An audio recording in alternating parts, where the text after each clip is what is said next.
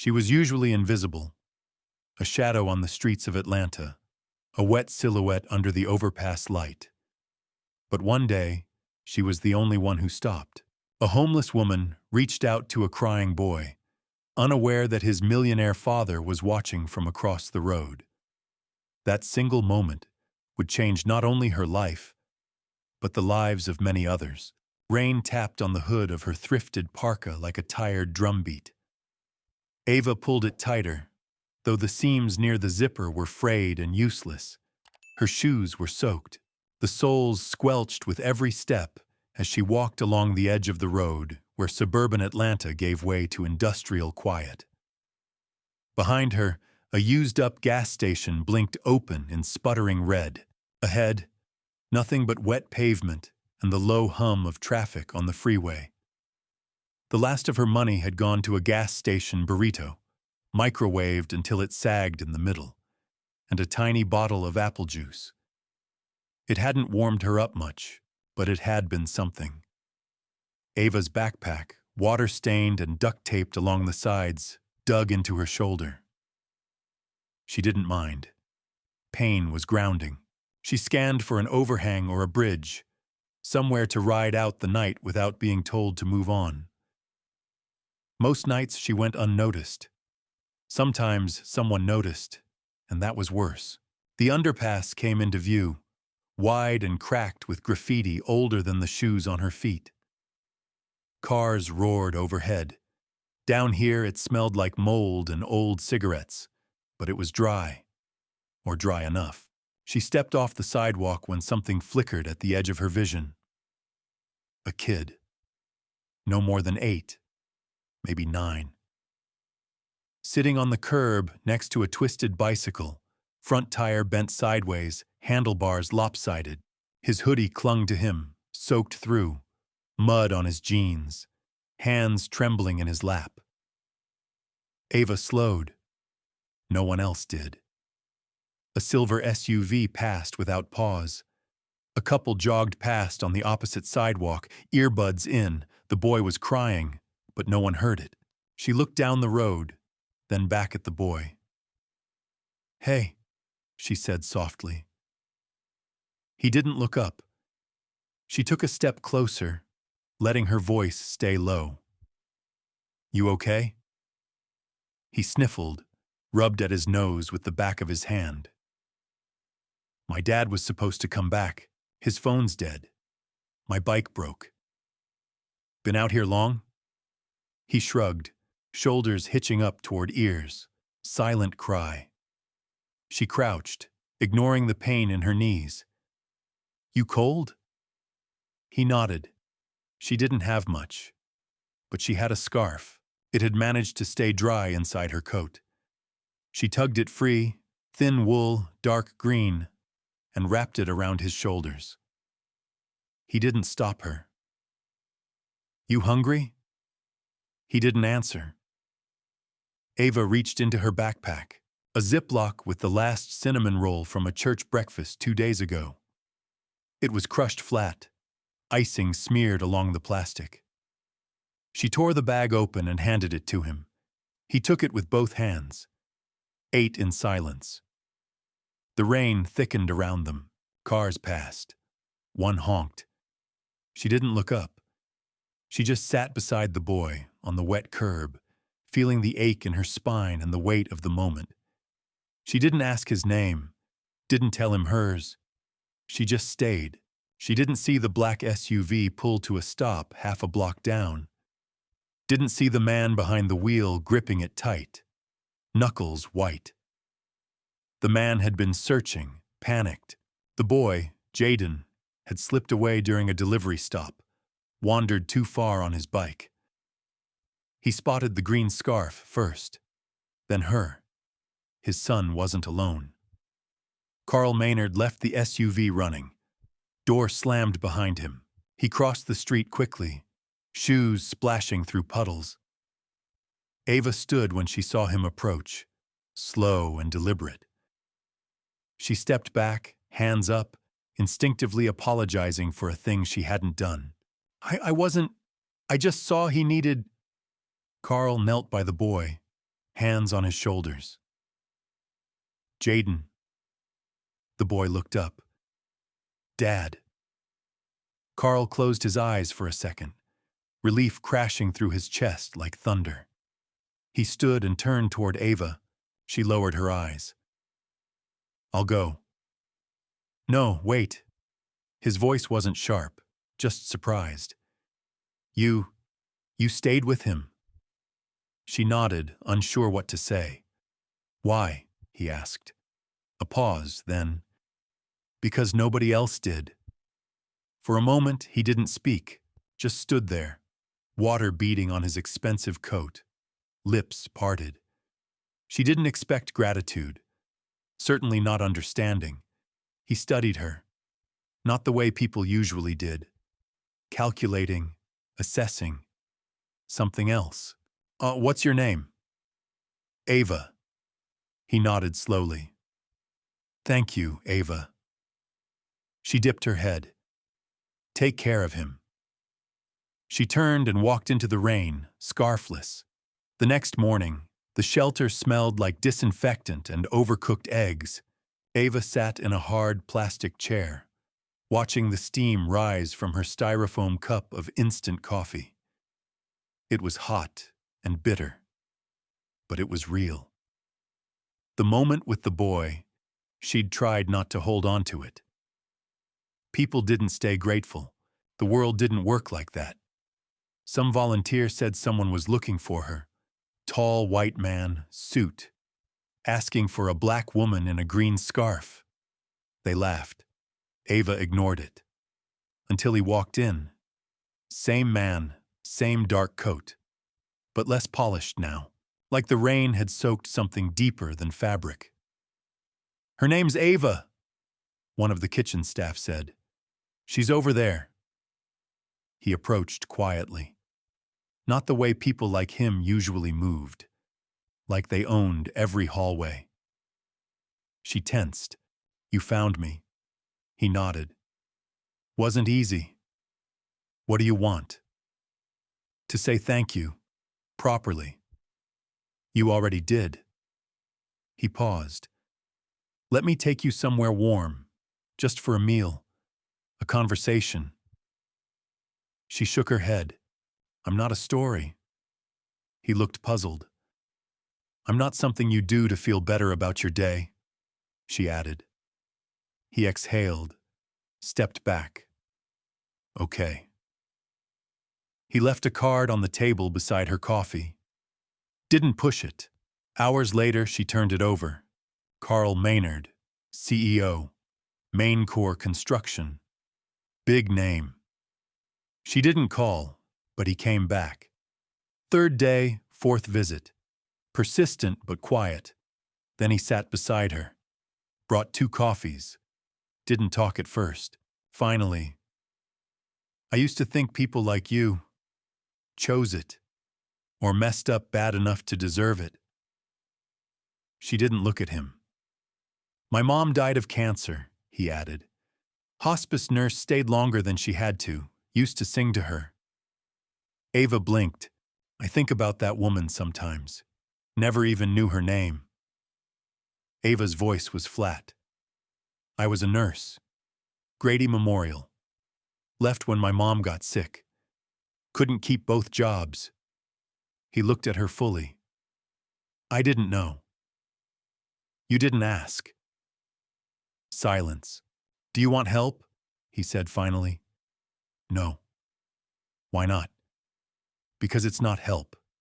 It's guilt." He rubbed a hand over his face. "Then what would it take?" She looked him in the eye for the first time. "A job, not a favor." He leaned back.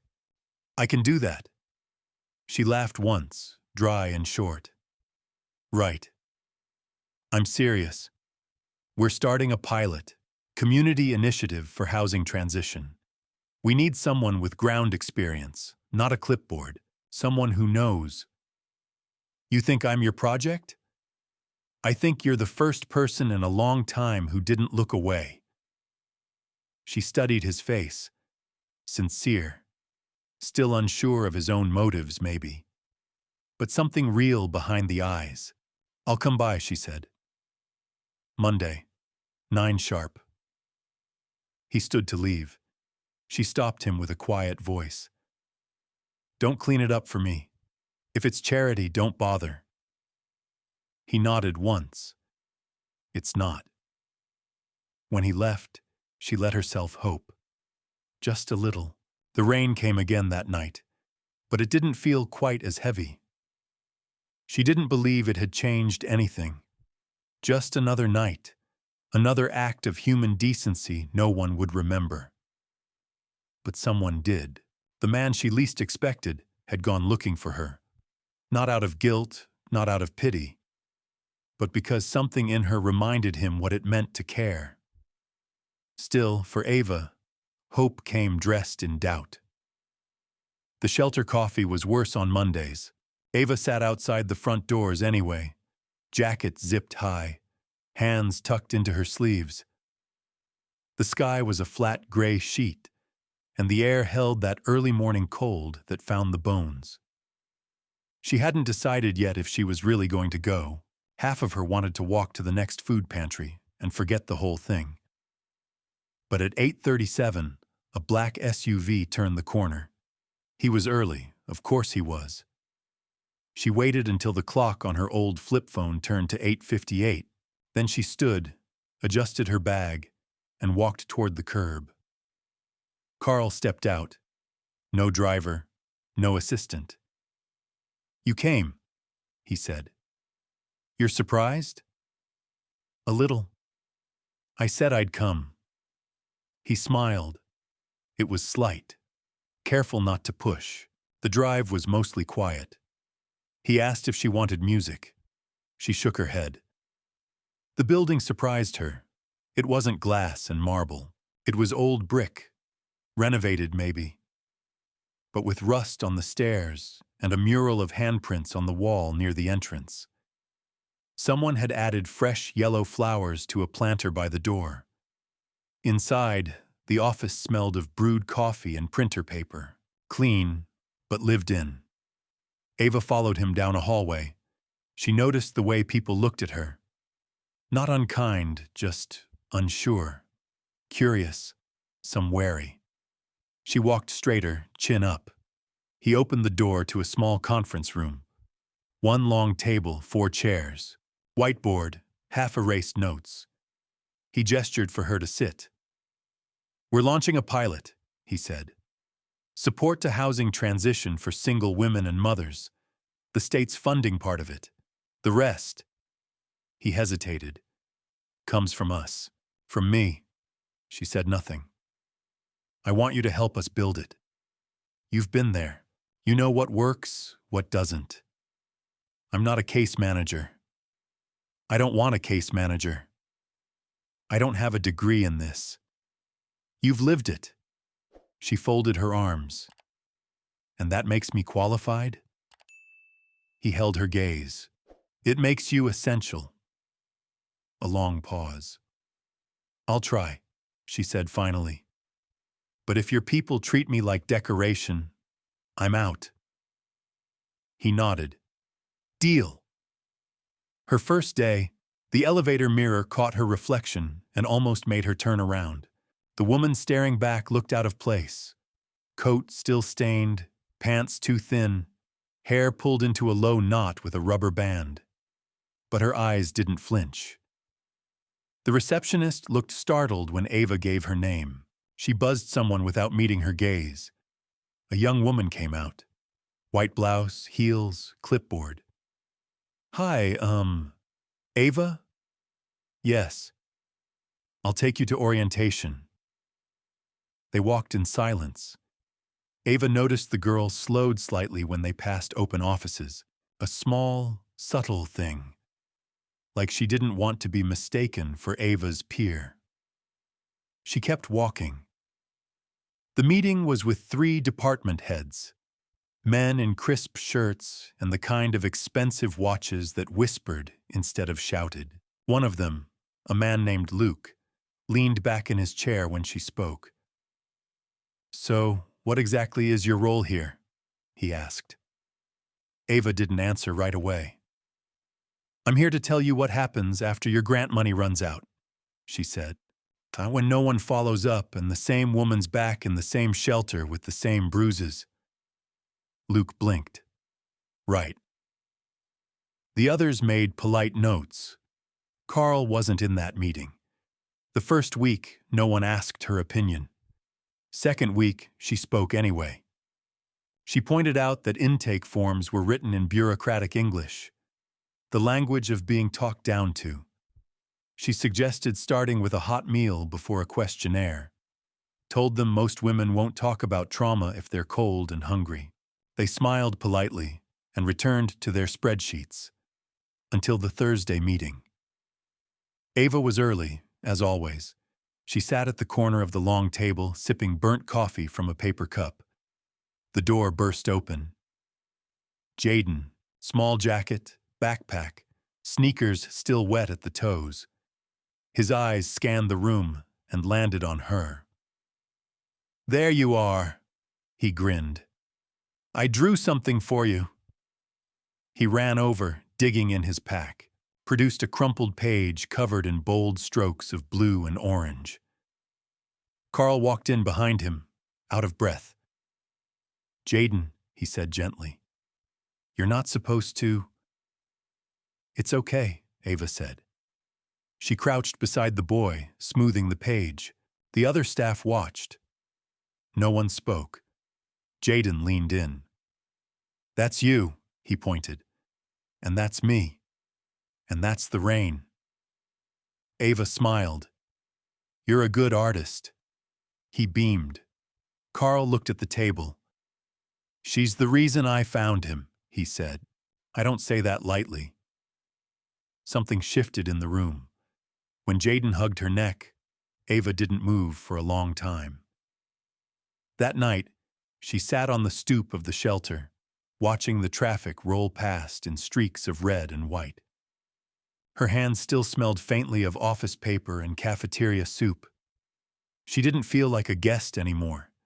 She felt like she might belong, not because of charity, but because of the boy, the scarf, the moment she didn't walk away. She looked up at the shelter's flickering porch light and whispered, "Don't let me mess this up." No one heard, but in the silence, the night felt like it was listening.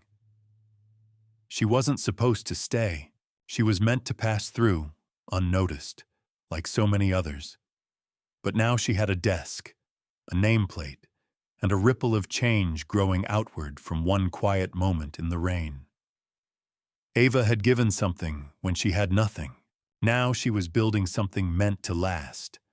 Not for herself, but for every woman no one else had seen. The office door clicked shut behind her, and the muffled sound of laughter drifted in from the break room. Ava exhaled. She still wasn't used to it. The way fluorescent light warmed over clean floors.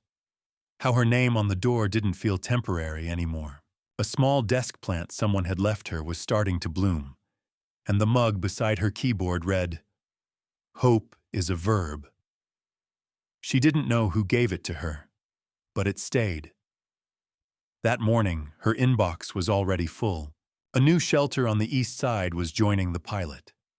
A community clinic had offered to donate space, and a woman from Ohio wrote asking how they'd trained their intake mentors, former clients turned guides. Ava ran the coordination now, not in title. Titles were still political, but everyone came to her. She liked being behind the curtain. That's where the real things happened. One afternoon, she stood at the whiteboard in the main meeting room, sleeves rolled, her handwriting looping across lines. First touch point: comfort before paperwork. A woman at the table, older, silver curls and a stiff blazer, squinted. "You think a bowl of soup fixes trauma?" Ava didn't flinch. "No, but it helps someone sit long enough to talk about it." The woman leaned back. "You don't run a clinical program." "No," Ava said. I run one that works. There was a beat of silence, then a slow nod from across the table. By spring, the program had a name: Second Wind. Ava didn't choose it. Carl had. Said it reminded him of what she did for Jaden, gave him his breath back. She didn't argue. It wasn't about names. What mattered was that the first woman who came through their doors wasn't scared to take her coat off, that she asked for seconds, that she stayed the night. They started small. 2 beds turned into 6, a part-time nurse, a volunteer network of grandmothers who'd been there, survived it, and now walked others through the fire. Ava trained them personally. She stood at the front of a group one Thursday, eyes steady, hands open. "I'm not here to fix anyone," she said. "We don't do saving. We sit. We listen. And we remember what it was like when no one else would." A few heads nodded. One woman wiped her eyes. Afterward, Carl found her in the hallway, arms crossed, watching the new group laugh over snacks in the common area. "You built that," he said. She shook her head. "They did. I just didn't get in the way." He smiled. "Same thing sometimes." Not everything went smoothly. There were council meetings where she sat silent while older men asked why this kind of funding mattered. There were spreadsheets that didn't add up. Once, the power went out during an inspection. And there were whispers. Still. About her. From staff who didn't know or didn't want to. "She's not qualified." She was homeless. She just got lucky. One afternoon, Ava stepped into the elevator and heard 2 voices hush behind her. She didn't look back. She didn't have to. Later that week, a young man from HR approached her in the hallway. "Just wanted to say..." He hesitated, eyes darting past her shoulder. "My sister's in one of the shelters you helped fund. She told me last night she feels human again." Ava didn't know what to say. She just nodded once. The words were still stuck in her chest when she sat down at her desk. The photograph sat framed beside her computer. A moment frozen in rain. Jaden wrapped in her scarf, head leaning on her shoulder. Jaden still visited. Less often now. School and baseball and his own little life pulling him forward. But every time he came, he asked the same thing. "You still help people?" And Ava would always answer, "Trying." In June, the Atlanta Journal-Constitution published a piece on Second Wind. The photo was in color. Ava didn't like how her expression came across. Too serious, too exposed. But the headline made her laugh. "From shelter floor to boardroom door. One woman's quiet revolution." She didn't tell anyone about the article, but someone pinned it in the break room. A post-it under it read, "She's one of ours." That same week, Carl brought her into a foundation meeting. Suits, glass water bottles, folded napkins. Someone leaned in, brows furrowed. "She doesn't exactly fit the format, does she?"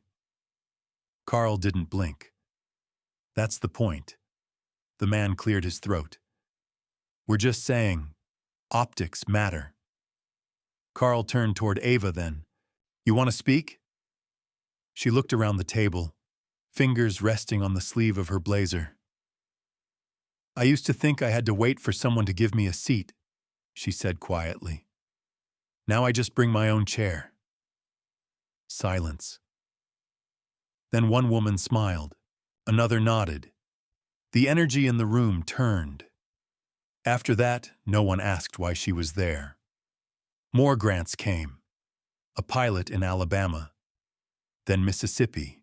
The Maynard Foundation, named after Carl's late mother, announced a new initiative for housing first trauma recovery. Ava helped write the framework.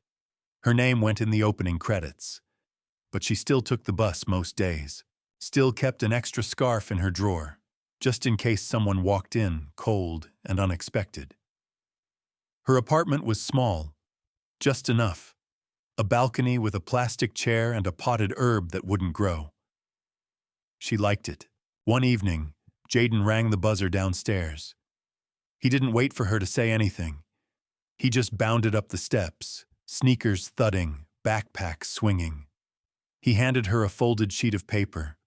Crayon, scribbles, a woman with curly hair, and a boy holding her hand. "I had to draw a hero for school," he said, grinning. Ava knelt. "You drew me?" He nodded. "You're mine."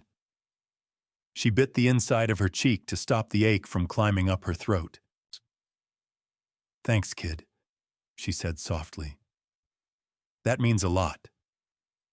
He didn't understand how much. On a rainy Thursday, she returned to the original shelter.